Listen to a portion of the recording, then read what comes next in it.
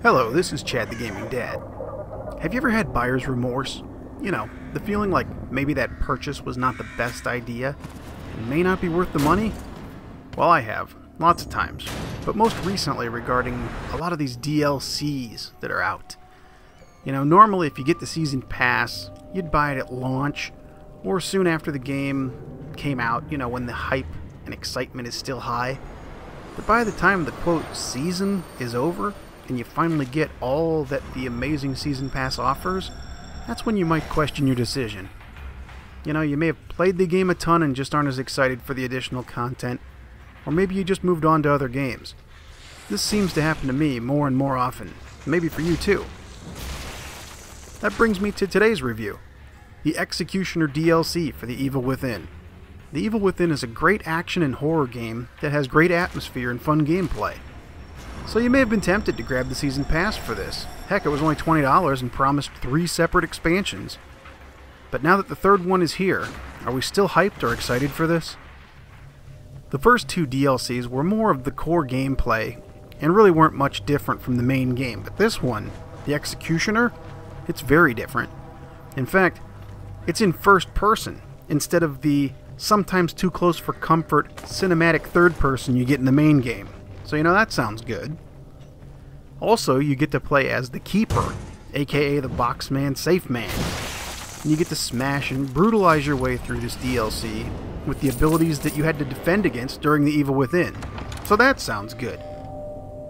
So you start off the game with a brief explanation as to how and why you are playing as the Keeper. You're entering STEM and searching for your daughter, and this is the form that you have to take to go in and get her. That's the short story. You know, there's some notes to find along the way if you really want to read more about the story, but hey, let's face it, we just want to smash some guys in with a giant hammer, am I right?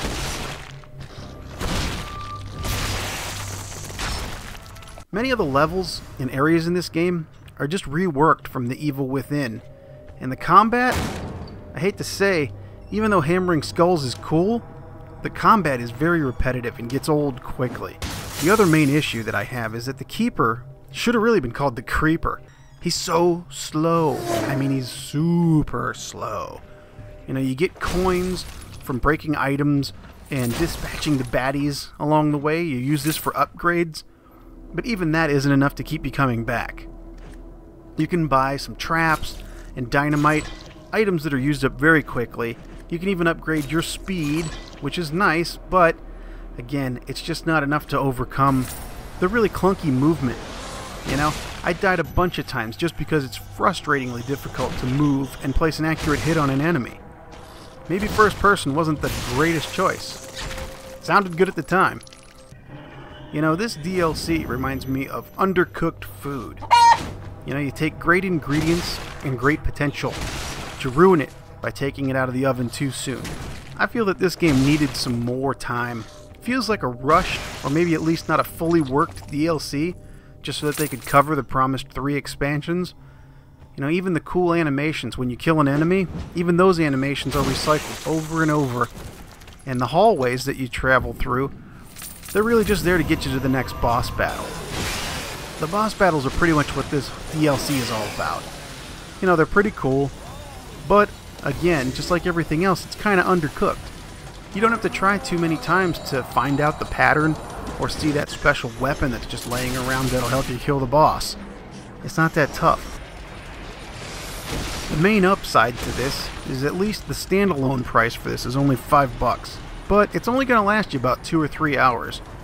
And if you got the Season Pass, well, you might as well play it. Download it and play it because this is the quote free part of the Season Pass, because you spent $20 on it and the first 2 DLCs were $10 each.